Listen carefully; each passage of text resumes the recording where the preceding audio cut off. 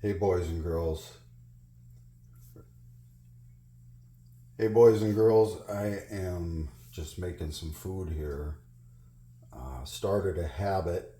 My butt cheeks are sore, but getting up in the morning and early taking a bike ride before this Texas heat gets too ridiculous. During the day, it's 100 degrees, and then with humidity, it feels like 111 or something, and the sun literally hurts. Like you just can't be out in it. And if you're going to do anything outside, you got to do it really before the sun all the way actually comes up, because it just starts to. I mean, even right now at 7 a.m., it's damn near 80 degrees. So um,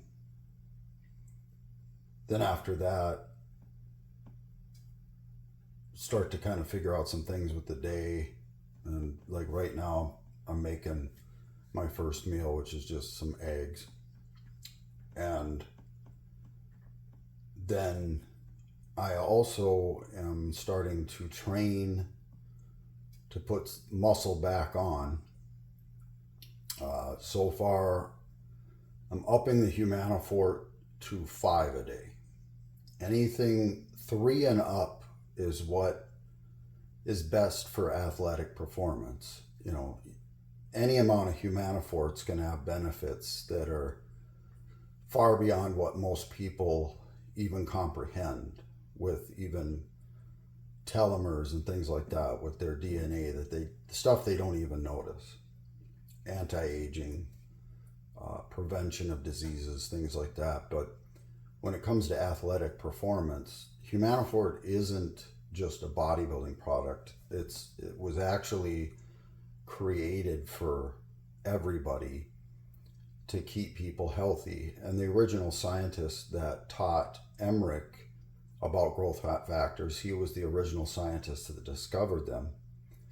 He made Emmerich promise to keep it as a supplement so everybody could have the benefits of it. And if Big Pharma got their hands on it, they would bury it because it would threaten all their drugs.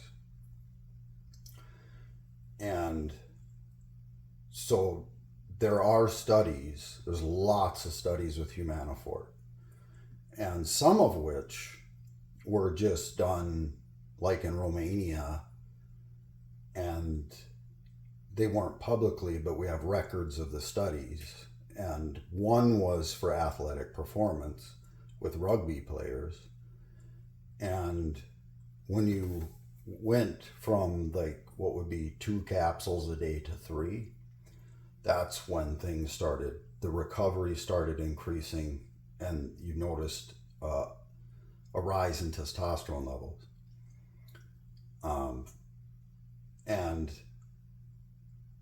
for women, there would just be a rise to the top end of normal. It's not going to cause anything like abnormal. That's the thing about growth factors, they balance things out, but they make things optimal. And if you're training, it's going to allow your body to create the peptides, growth factors, hormones, things like that go on with recovery and hormonal stuff. And the more you train, the more it's going to prioritize certain things and cause that cellular communication to tell it to increase. And then the study went up to what would be 6 capsules a day. And as you add more and more, the benefits kept increasing, but the increase was a little bit less every time, you know. But up to what would be 6 capsules still showed an increase, and even beyond. And then to prove that it had no side effects, there was studies done on amounts that were like not even possible for somebody to take, and there was no negative side effects. Your body, and in their full spectrum, your body, what it doesn't use would just break growth factors down to the peptide fragments and just absorbed by the body. But they did a study with mice that was interesting, which they figured would be like us taking 40 capsules a day or more. And the mice lived twice as long as regular mice. They carried more muscle than the regular mice. And the males wanted to breed a lot more than regular mice. But there was nothing negative. You know, the women lived the females lived the longest, which is normal. Like, for some reason, females just always tend to live longer than men for the most part, unless something completely abnormal happens. But with those different studies, that's why I tell guys, if you're working out, minimum of 3. And I'm going to do some videos with some friends, like my buddy Pete, for example. He was taking 2 a day. I told him to go to 4, and instantly from 4, he noticed a huge recovery difference, an increase in sex drive, all these different things. And then he was taking the ecti growth along with it, which would have been taking 6 of them a day. And then he saw really noticeable gains. And the ecdysterones, of course, would help a bit. But also what we found, and Emmerich posted a study, is taking a larger amount of the humanophort. And this is what, like we experienced with Johann. There was some ignorant people that accused Johann of lying, and he wasn't.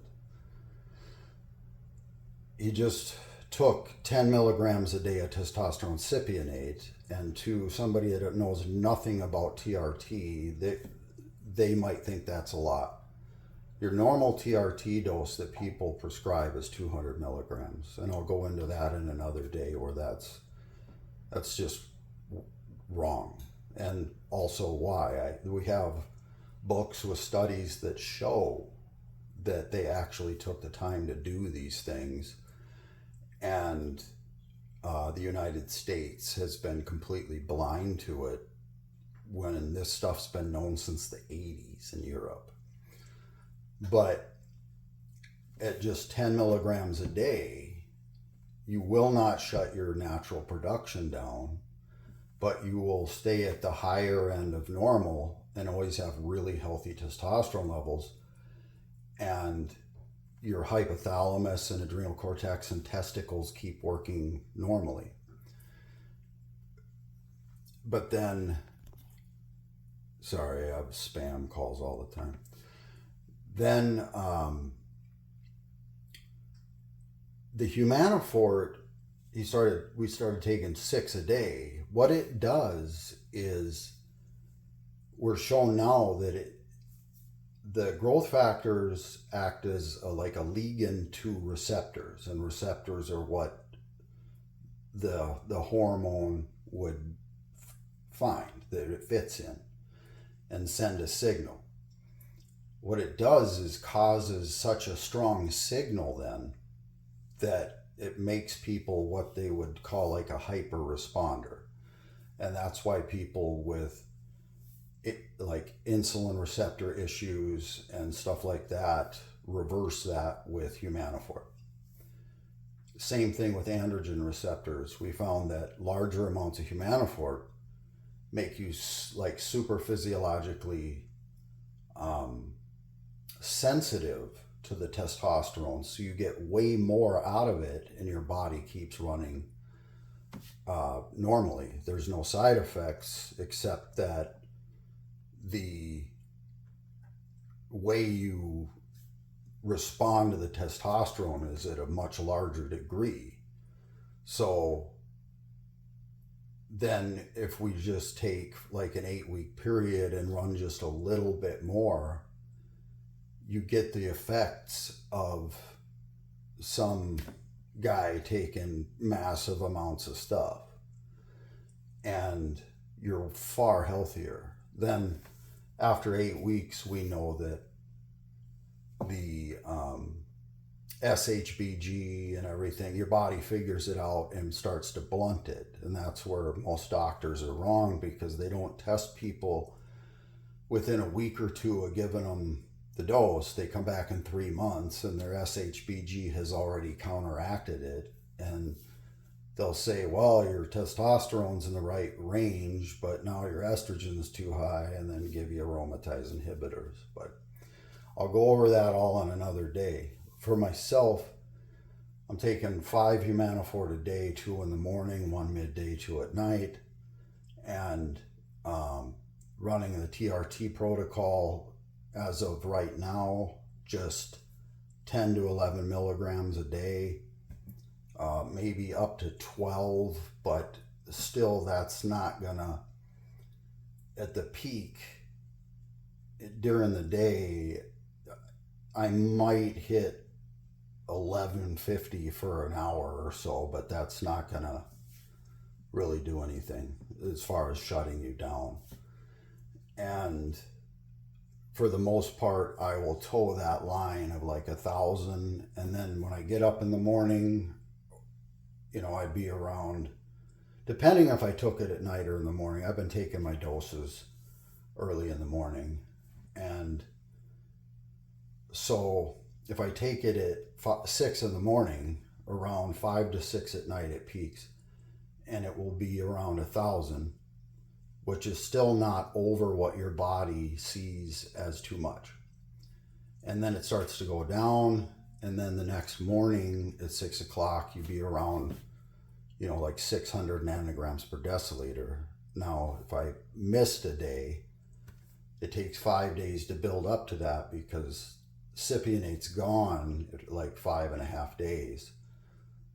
So at that 5th shot, you actually are then replacing the first shot that just disappeared. So at that point, after 5 days, you're maintaining. And I see a lot of guys, they just forget and miss a shot, then go get blood work done, and their peak level's only 700, and they're confused. And then I'll usually ask them, did you miss a shot? And they'll go, yeah, I did. There you have it, right?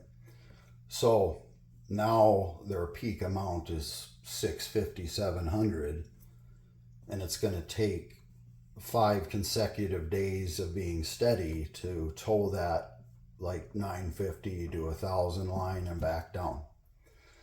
So that's what I'm doing. Then I'm training with the X3 in the morning, and then I'm going to the gym in the afternoon. And I'm going to have to get some more ProPeptide 500, because I do notice them, and in studies, ProPeptide 500 is shown to lower myostatin, and it's 100% absorbable protein.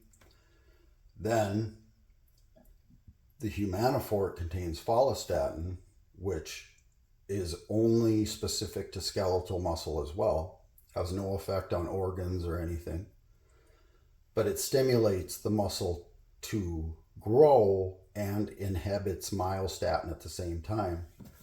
And for those that have no clue of myostatin is a gene expression that actually limits muscle growth. It puts the ceiling on it.